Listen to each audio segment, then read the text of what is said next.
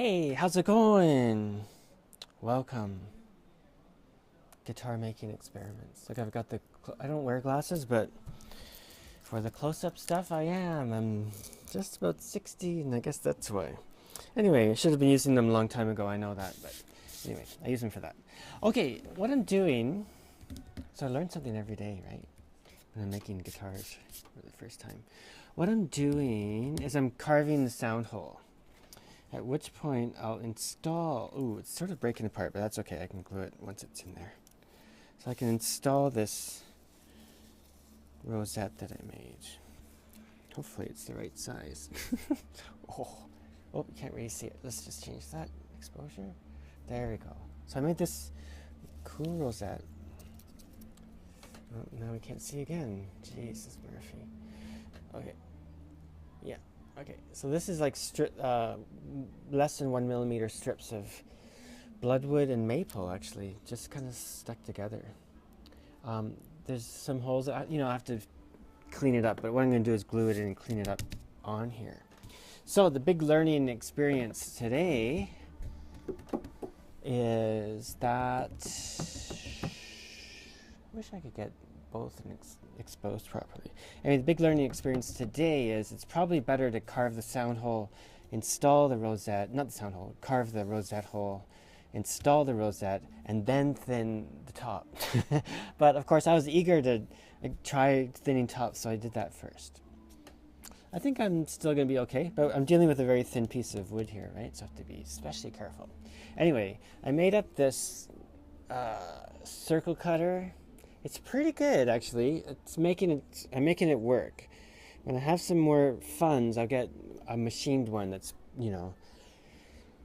perfect. Because one thing is the blade is just slightly off kilter, so I can really only go one direction. Anyway, I made it work. I think it'll be fine. Now I can always tweak it if not. So then now what I'm doing is I made this thing, which actually is really good. Like, I don't know if I'd bother even buying something else to replace it. And what it is it's kind of a little hand router.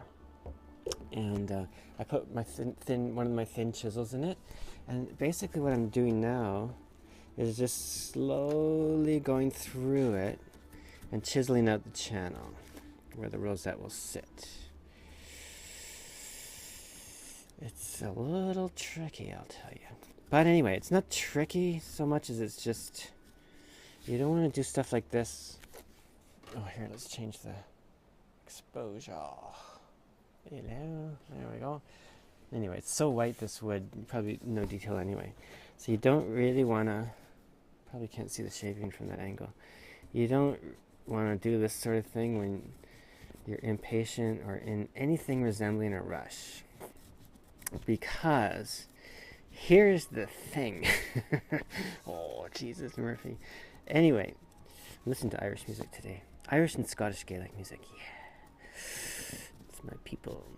Anyway, because I've got just around 2 millimeters, slightly more actually. I left a little bit of leeway for sanding and stuff. So like it sort of varies between 2.1 and 2.4 or 5 millimeters. And over the bridge I made it a little thicker. I thought I'd try that out and see how that works. Anyway, so I'm making a channel that I want to be 1.6 millimeters.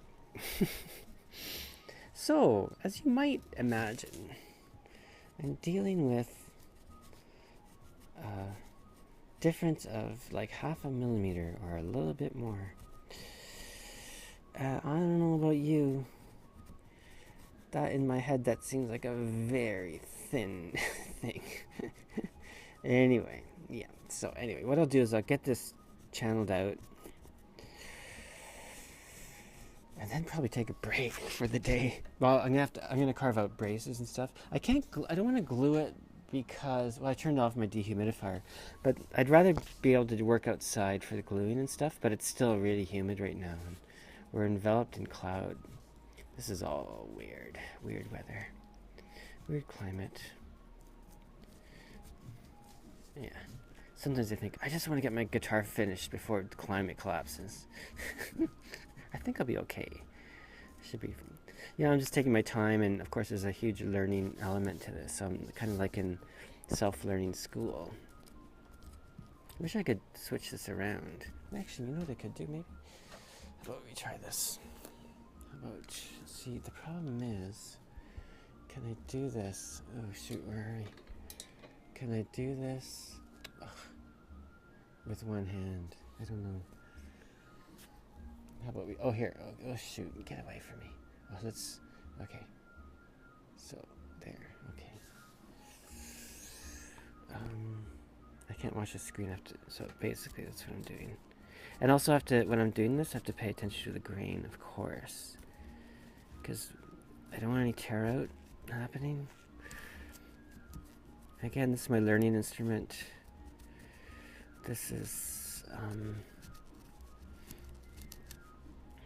I'm okay with small flaws and stuff. But of course, as a learning tool, I want to see how close to exactly what I want. I want to get it. I've seen, I forget who it was, but I saw some Spanish makers. Just the guy just took a chisel, whoosh, done. It was amazing. He just kind of whoosh, whoosh, whoosh, whoosh. Let's put this on the oops, damn, put it on the tripod. Yeah, he was just like with a chisel, right? Chick, chick, chick, chick, chick, chick, chick, chick. Of course, if you have a bit thicker piece, it adds a little bit of leeway, but nonetheless, I'm sure he could do it on this thin piece. I was just like, oh man, he did it in like 2 minutes. Anyway, maybe one day I'll get there. Anyway, thanks for watching. This is what I'm doing sort of today. It's cold as hell. It's like, Jesus, it's been 11 degrees and it's past noon. It's not cold for Canada, I know, whatever, don't. But it's pretty chilly for Thailand, I'll tell you. Ciao. Okay, so I just thought I'd do a little bit. I'm doing some chisel work. I'm not just using my homemade router. So I'm finding that for certain places, using the chisel is good.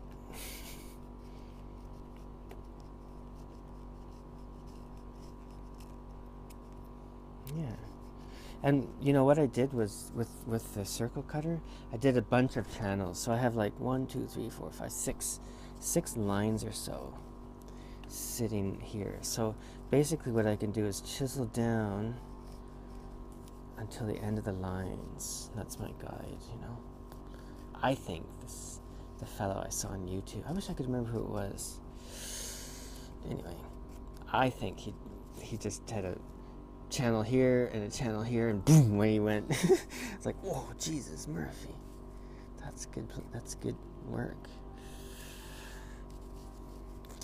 I don't think it was Pablo. Anyway, whatever, it's all good. Oh yeah, so sometimes it works better with the chisel flipped, and quite often the cutting isn't straight chisel, it's like a slicing motion. Do you know what I mean? Again, that depends on the grain orientation, I'd say. Luckily, this isn't my dang I'm trying to do this on. Oh god, that would be so hard, because it's such a hard wood, eh? The spruce is nice, I can take tiny little shavings. Anyway, get the idea? Okay, ciao. Oops, can't see me. Ciao, I'm here. Okay, here we go. This is it. It's in there. It's not glued. I need to ponder the universe a while before I put that in there. You can see, sometimes you could cut this out. I decided to basically cut it to the shape of the thing. It's a little bit proud of the top, which is what I wanted. And what I'll do is I'll glue that in. There's little bits that I need to fill, so I need to again ponder the universe a bit, figure that out, you know. But that's the gist of it. It's a really, yeah. And you can see the second line here is actually just a score that I did, and that will be the sound hole. So you can see, and I was really nervous about cutting into that, just getting too excited. But anyway, get the idea. So this is the sound hole for this first guitar, and yeah, I like it a lot. It's very simple and not symmetrical, exactly. Has a little bit of the wild thing, which I sort of like, I cultivate almost. You know what I mean? I would like to keep doing my rosettes like this. I have a couple ones, beautiful handmade ones from Russia here that I came with when I bought my materials. It's beautiful, but it's more of a traditional style, right? With the intricate, almost mosaic thing. They're really nice. But anyway, I think this could be one of my signatures, eh? It's gorgeous. Yeah. Okay, I'm gonna just hang on a sec there. Yeah, so there it is out of the groove, and this is the groove here. Pretty good, eh? Not bad. It's split on me. This joins in here, but that's not a problem. You know, it's understandable. I've been tweaking it and all sorts of things. But what I wanted to do is, so there's the thing. I wanted to lift it up, put it to the light. So let's take this, have it sort of clamped down with tape. And of course, when you're doing this, you got to make sure that sound hole's in the right place. It sounds obvious, but it's so easy to make silly mistakes like that, you know? Anyway, so let's have a look. If we lift this up, it should be super transparent. Actually, maybe I'll lift it up to here. Oh, yeah, check it out. Oh my God, and here's the inside. Jesus, Murphy, that's really thin. Oh, it's beautiful. Probably let's flip it. Yeah, my instincts tell me that's quite delicate. I don't know why I think that. Somehow what are we at now?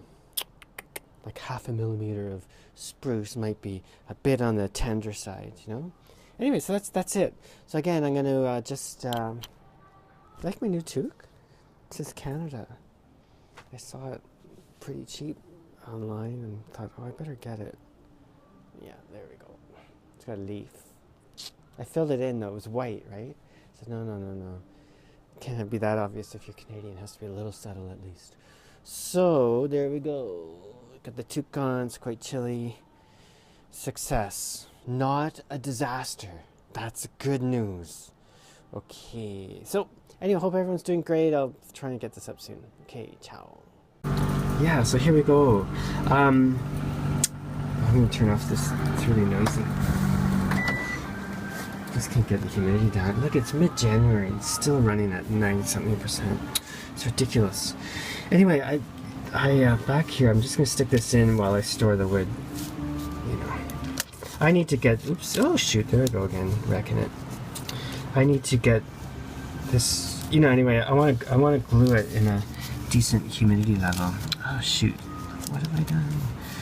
Anyway, you know, because if I glue it, like if I go outside and glue it, it'll glue, but at 90-something% humidity level outside, that's just asking for mayhem down the road. Second, it's in 50%, which is more normal, the thing will probably explode. Anyway, so I'm gonna wait for a while, and I got other things to do before I do major gluing. Then after that, I'm gonna put braces on the back. So this afternoon, oh, I should flip it. Yeah. So this afternoon, I'm gonna just rough out the braces, you know, and then the next step will be to glue the rosette in and get that flush, more or less. I think you want it flush. Be interesting if it domed up over. I have to think about that. That would be really weird too, but maybe that would be nice. Another thing to ponder the universe over. Anyway, yeah, so I'm going to rough out the braces for the front, or the top, and the back. And again, when the humidity level starts to get decent, I'll do that outside.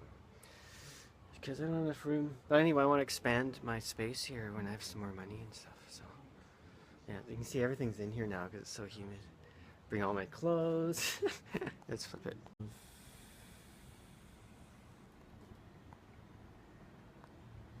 It kind of represents a lot of my thinking in terms of when I design things in connection with nature, you know what I mean? And what word can I use? Damn, I have no words right now, right? This happens quite often. I'm learning Thai, but not really well, and I'm forgetting English, so it's going to end up being a big mess, I can tell.